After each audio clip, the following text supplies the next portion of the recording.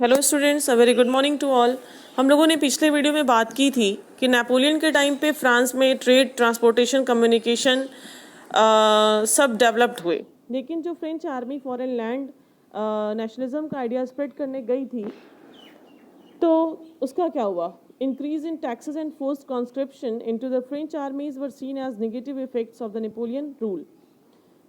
तो उसके लिए क्या हुआ कि नेगेटिव जो है इफ़ेक्ट्स देखने को मिला था। अब हम बात करेंगे the making of nationalism in Europe के बारे में। लोगों के बीच में कॉमन कल्चर, कॉमन आइडेंटिटी होना ज़रूरी है। यूरोप में ऐसा बिल्कुल नहीं था। वहाँ पर डिफरेंट सोसाइटीज़ थी, वहाँ पर अलग अलग टाइप्स की लैंग्वेज बोली जाती थी। नेशनलिज्म के लिए नेशनलिज्म की फीलिंग को समझना बहुत इंपॉर्टेंट है। नेशनलिज्म की मेकिंग समझने के लिए सबसे पहले अब हम समझेंगे structure of European society, liberal nationalism, conservatism, revolutionaries को हम समझेंगे। तो सबसे पहले अगर हम यूरोपियन सोसाइटी के स्ट्रक्चर की बात करें तो 19वीं सेंचुरी से पहले यूरोप में सोसाइटी दो भागों में डिवाइड थी, एरिस्टोक्रेसी एंड पीजेंट्री। एरिस्टोक्रेसी में क्या था? लेस पॉपुलेशन थी, एंड पीजेंट्री में क्या था? ह्यूज पॉपुलेशन थी। एरिस्टोक्रेसी में हाई क्लास डोमिनेटिंग पीपल थे, जबकि पीजेंट्री में लो पीपल थे एंड लो क्लास पीपल थे। एंड एरिस्टोक्रेसी में लैंडलॉर्ड्स थे, जबकि पीजेंट्री में लैंडलेस एंड पीनेंट्स थे। And aristocracy had all rights, सारे राइट्स मौजूद थे, एंड पीजेंट्री में हैड नो राइट्स, उनके पास कोई भी राइट्स नहीं थे। न्यू मिडिल क्लास की अगर हम बात करें तो एजुकेटेड पॉपुलेशन थी, example doctors, teachers and industrialist. They demanded liberal nationalism. अब लिबरल नेशनलिज्म की अगर हम बात करें तो क्या था इसमें? इंडिविजुअल फ्रीडम, यानी जो लिबरल पीपल थे वो क्या चाहते थे? वो चाहते थे इंडिविजुअल फ्रीडम हो, यानी हर किसी के पास अपनी एक अलग स्वतंत्रता हो, जिससे कि वो अपने सारे वर्क को बिना रोक टोक के कर सके। Second, equality before the law, यानी कानून की नज़र में सब एक बराबर हो, चाहे वो अमीर हो, गरीब हो, किसी भी कास्ट का हो, सब कानून की नज़रों में एक बराबर होना चाहिए। एंड थर्ड है government by consent. Government by consent यानी जो कुछ भी हो वो गवर्नमेंट के हिसाब से चले, और गवर्नमेंट को चूज़ कौन करे? जनता। फ्रीडम ऑफ मार्केट्स, यानी फ्रीडम ऑफ मार्केट्स का मतलब ये है कि कोई भी अपने हिसाब से कुछ भी बेच सके, कुछ भी ला सके, है ना। तो दिस इज़ ऑल अबाउट, है ना, लिबरल नेशनलिज्म। अब अगर हम बात करें, देखेंगे पॉइंट वाइज हम समझेंगे कि Zollverein a custom union was formed in 1834. They abolished tariff barriers. They abolished 28 currencies out of 30. And during Napoleonic rule, only men with property were allowed to vote. Napoleon के time में क्या था? जो है freedom तो दी गई, यानी right तो दिया गया वोटिंग का, लेकिन किसको दिया गया? सिर्फ मैन को दिया गया, वीमेन को वोटिंग राइट नहीं था।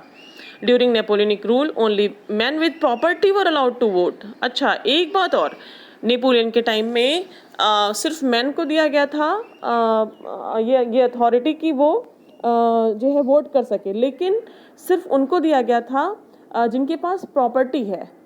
जिनके पास प्रॉपर्टी नहीं है उन मैन को भी वोट देने का अधिकार नहीं था। क्लियर? अब हम बात करेंगे, देखेंगे Austria, Russia and Britain. Austria, Russia and Britain join hands to defeat Napoleon in the battle of Waterloo in 1815, है ना। यानी बैटल ऑफ वाटरलू में नेपोलियन से कौन कौन लड़ा? ऑस्ट्रिया, रशिया एंड ब्रिटेन, इन लोगों ने अपना हाथ मिला लिया और किसको हरा दिया? नेपोलियन को। अब हम बात करेंगे अगर कंजर्वेटिज्म की, तो European government wanted to preserve the traditional institution and society in France. This resulted to treaty of Vienna signed in 1815। अब ये ट्रीटी ऑफ वियना क्या थी?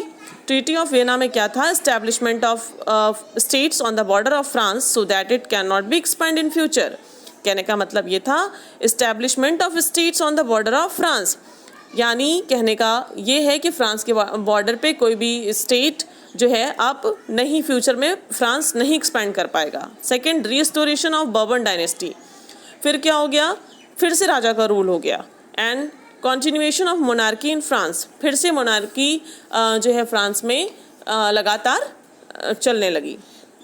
रिवॉल्यूशनरीज ने कुछ सेक्रेट सोसाइटीज़ फॉर्म की। तो ये जो सेक्रेट सोसाइटीज़ थी, इनका एम क्या था? इनका एम ये था कि अब हम देखेंगे एम ऑफ सेक्रेट सोसाइटीज़। पहला पॉइंट है spread the idea of nationalism. इनका क्या एम था, क्या उद्देश्य था कि जो राष्ट्रवाद की जो भावना है वो सबके मन में फैलाना, सब पूरे नागरिकों के मन में फैलाना। सेकेंड था oppose the treaty of Vienna, और जो ट्रीटी ऑफ वेना हुई थी उसके लिए अपोज करना, उसके खिलाफ आवाज़ उठाना। एंड थर्ड पॉइंट है हमारा फाइट फॉर फ्रीडम, और स्वतंत्रता के लिए लड़ाई करना। एक रिवॉल्यूशनरीज था जैसे मैज़नी, जो कि एक इटालियन रिवॉल्यूशनरी था, founded young Italy and young Europe, जिसने ये young Italy and young Europe नाम की 2 सेक्रेट सोसाइटीज़ फॉर्म की। तो इस वीडियो में हमने बात की यूरोप में नेशनलिज्म की मेकिंग के बारे में। अब हम अगली वीडियो में और आगे की बातें पढ़ेंगे। I hope these topics are clear. Thank you. Have a nice day. If you have any confusion, any problem, you can ask frankly. Thank you.